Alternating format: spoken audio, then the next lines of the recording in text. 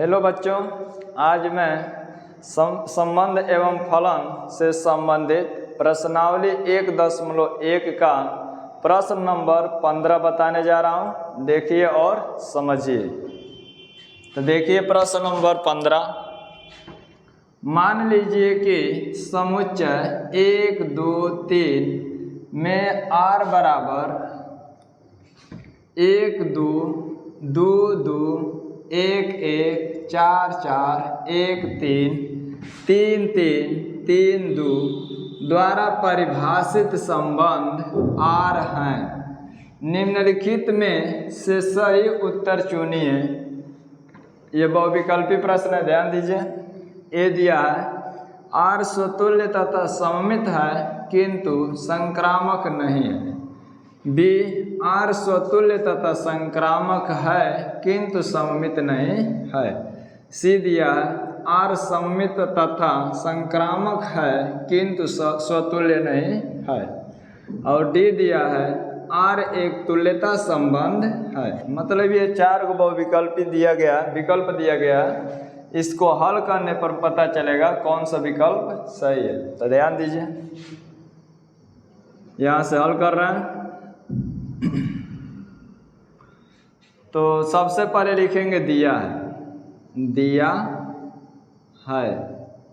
सबसे पहले लिखेंगे दिया है, यहाँ पर लिख देंगे a बराबर, इसको मान लीजिएगा समुच्चय a, तो a बराबर 1, 2, 3 तथा r बराबर लिखेंगे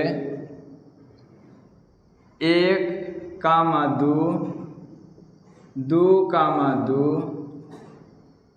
1, 1 4, 4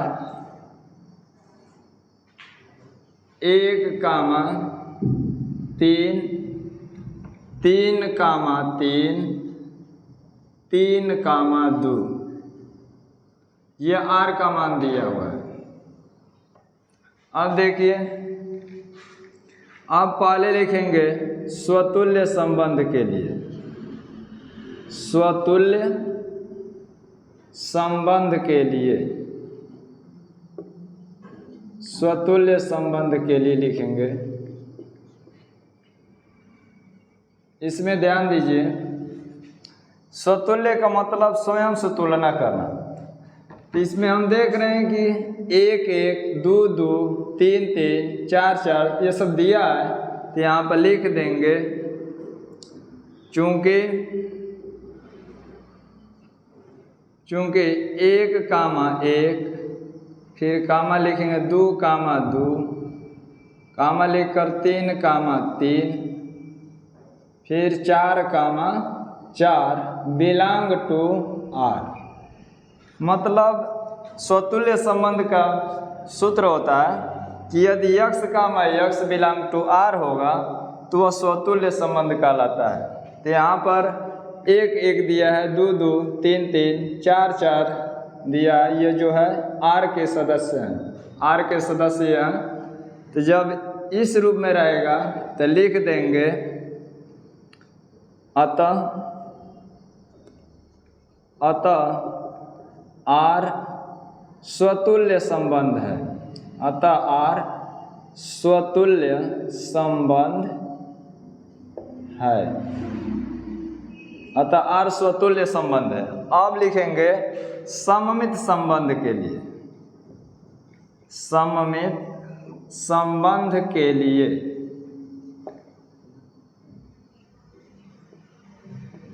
सममित संबंध के लिए देखिए, लिखेंगे सबसे पहले 1, 2 1, 2 बिलोंग टू r। यहाँ देखिए 1, 2 जो है r का सदस्य है, इसीलिए लिखें 1, 2 बिलोंग टू r। परंतु 2, 1 कहीं भी नहीं दिखाई दे रहा r में। यहाँ पर लिख दें परंतु 2, 1 is not belong to r। 1, 2 belong to r, परंतु 2, 1 is not belong to r। Is not belong to R. सममित संबंध के लिए सूत्र लिखवाया गया है कि x comma y belong to R implied y comma x belong to R जब रहता है तब सममित संबंध होता है। तो यहाँ पर देखिए 1 कामा 2 बिलोंग टू आर तो है, परंतु 2 comma 1 is not belong to R. जब इसका क्रम बदला गया है तो आर का सदस्य नहीं दिखाई दे रहा, इसलिए लिख देंगे अतः आर सममित संबंध नहीं है। अतः आर सममित संबंध नहीं है। अब लिखेंगे संक्रामक संबंध के लिए, तो यहाँ पर लिख दे रहा हूं संक्रामक संबंध के लिए,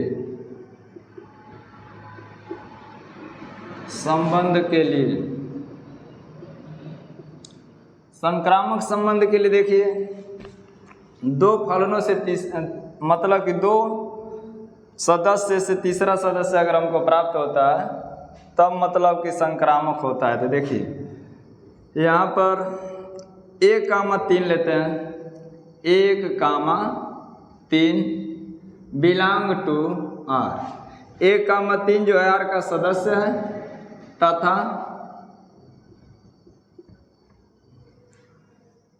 3 कामा 2 बिलोंग टू आर। 1 कामा 3 जो आर का सदस्य है और 3 कामा 2 आर का सदस्य है। अब इन दोनों से देखिए तो प्राप्त हो रहा है x और z के रूप में, तो x और z के रूप में प्राप्त हो रहा है implied 1 comma 2 belong to R. 1 comma 2 इस आर का सदस्य दिखाई दे रहा है, तो यहाँ पर लिख देंगे अतः इन दोनों से अगर हमको तीसरा प्राप्त होता है तो हम कह सकते हैं कि ये संक्रामक संबंध है। अतः आर संक्रामक संबंध, अतः आर संक्रामक संबंध है। अगर यही आर का सदस्य नहीं होता तो संक्रामक संबंध नहीं होता। और जब हम देख रहे हैं कि इन दोनों से आर का सदस्य प्राप्त हो रहा है 1 कामा 2 बिलोंग टू आर, तो वही लिख रहे हैं आर संक्रामक संबंध है। तब देखिए इसमें स्वतुल्य संबंध है और संक्रामक संबंध है, किंतु सममित संबंध नहीं है। तो विकल्प में देखिए कौन सा विकल्प सही है। स्वतुल्य संबंध और संक्रामक संबंध है किंतु सममित संबंध नहीं है, ये बी वाला विकल्प सही है। तो आंसर में लिख देंगे बी। तो यहाँ पर लिख देंगे बी वाला विकल्प आर स्वतुल्य तथा संक्रामक संबंध है किंतु सममित संबंध नहीं है। सममित संबंध नहीं है। यही आपका आंसर हो गया बी वाला विकल्प। बी वाला विकल्प आपका सही है कि आर स्वतुल्य संबंध तथा संक्रामक संबंध है किंतु सममित संबंध नहीं है।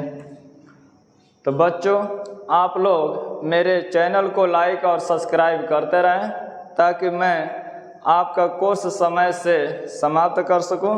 आप लोग अधिक से अधिक मेरे चैनल को शेयर करें ताकि इसका अधिक से अधिक बच्चों को लाभ प्राप्त हो सके। धन्यवाद।